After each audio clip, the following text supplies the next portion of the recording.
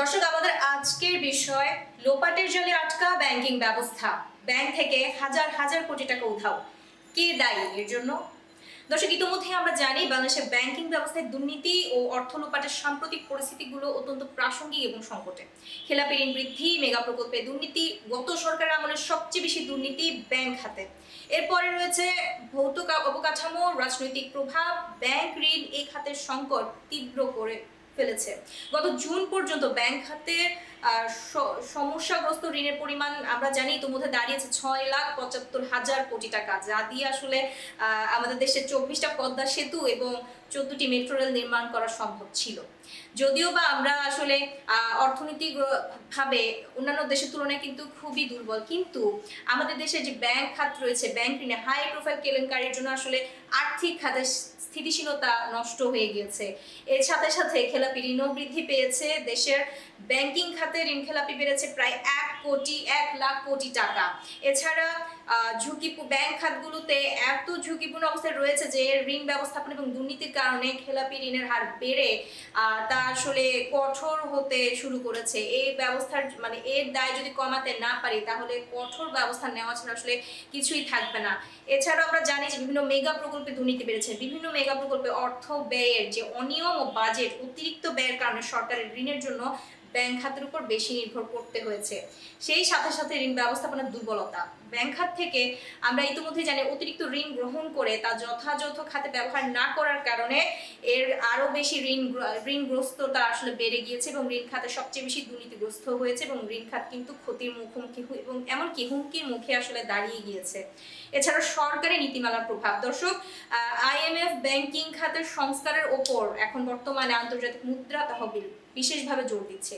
তাদের শর্ত অনুযায়ী সঞ্চয়পত্রের ঋণ কমাতে হবে এবং ঋণ খেলাপির যে ঋণ কমানোর ব্যবস্থা তা কার্যকর নীতি গ্রহণ করতে হবে। তবে এই সংস্কার ধীর গতিতে আসলে অনেকটা এগোচ্ছে, যা আন্তর্জাতিক মানদণ্ডের ব্যাংকিং খাতকেও কিন্তু অনেকটাই পিছিয়ে দিচ্ছে। এছাড়া রাজনৈতিক প্রভাব এবং ঋণ বিতরণে আমরা সবাই জানি যে ব্যাংকিং খাতগুলোতে আসলে রাজনৈতিক প্রভাবের কারণে অর্থনৈতিক ঋণ প্রদান করা হচ্ছে, যার ফলে ব্যাংকিং খাতকে পুনরুদ্ধার প্রক্রিয়ায় আসলে অনেক বিরাট ভাবে কিন্তু ব্যাহত হচ্ছে এবং বাধাগ্রস্ত হচ্ছে। এছাড়া প্রভাবশালী ঋণ জালিয়াতি আমরা সবাই জানি। রাজনৈতিকভাবে সংযুক্ত যারা ব্যক্তি মহোদয় রয়েছেন তারা প্রতিষ্ঠানকে আসলে ব্যাংক থেকে বড় অঙ্কের তাদেরকে ঋণ দিয়ে দেওয়ার ফলে ব্যাংকে যখন দেখা যায় যে পরবর্তী তার ফেরত দেওয়া হয় না, এই সমস্ত ঋণ সাধারণত প্রভাব খাটিয়ে অনুমোদন করা হয়, যা ব্যাংকের আর্থিক ক্ষতির জন্য আসলে মূল মন্ত্র হয়ে দাঁড়িয়েছে। আর এছাড়াও আমরা আরো যা জানতে পেরেছি, বিশ্লেষকরা আমাদেরকে জানিয়েছেন নিয়োগের ক্ষেত্রেও কিন্তু তুমুল দুর্নীতি হয়েছে। আমাদের অনেক সময় দেখা যায় রাজনৈতিক প্রভাব খাটিয়ে অযোগ্য ব্যক্তিদেরকে আসলে ব্যাংকের গুরুত্বপূর্ণ পদে নিয়োগ দিয়ে দেওয়া হয়, যা অব্যবস্থাপনা বা দক্ষতার আসলে মূল কারণ, যা ব্যাংকিং খাতকে আরো বেশি ঋণগ্রস্ত এবং ক্ষতির এবং হুমকির মুখে নিয়ে দাঁড়িয়ে ফেলেছে। ব্যাংক লাইসেন্স দেওয়ার ক্ষেত্রেও অনিয়মের অভিযোগ উঠেছে। রাজনৈতিক স্বার্থ হাসিলের জন্য অনেক সময় দেখা যায় যে অযোগ্য ব্যক্তি বা প্রতিষ্ঠানের কাছে ব্যাংক লাইসেন্স দিয়ে দেয়। এছাড়া ব্ল্যাক মানিরও কিন্তু একটা অভিযোগ উঠেছে, মানি লন্ডারিং এবং ব্ল্যাক মানির খাতে, যেটা আমরা জানতে পেরেছি রাজনৈতিক দুর্নীতির মাধ্যমে অর্জিত কালো টাকাকে তারা ব্যাংকিং ব্যবস্থার মাধ্যমে সাদা করার প্রচেষ্টা প্রায়ই দেখা যায়। এই ধরনের নীতিমালার ক্রমশ এইভাবে অপব্যবহারের ফলে দিন দিন আমাদের যে ব্যাংকিং খাত ছিল তা ক্রমশই একেবারে দুর্বল তো হয়ে গিয়েছে, তা বরং এখন হুমকির শেষ পর্যায়ে চলে গিয়েছে। আসলে এই সমস্যাগুলো সমাধান করতে ব্যাংকিং খাতে বর্তমানে দরকার স্বচ্ছতা, জবাবদিহিতা এবং দক্ষ ব্যবস্থাপনার।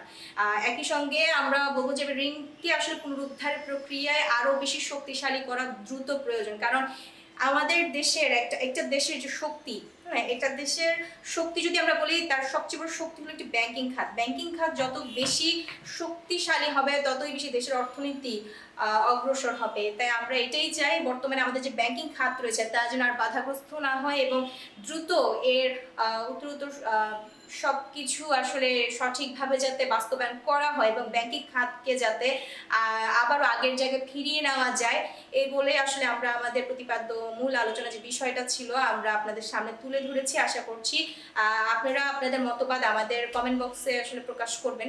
আমরা আপনাদের কাছ থেকেও কিছু বিস্তারিত তথ্য জানতে চাই যে আসলে ব্যাংকিং খাতে আপনাদের মতে কি কি পরিবর্তন আসতে পারে।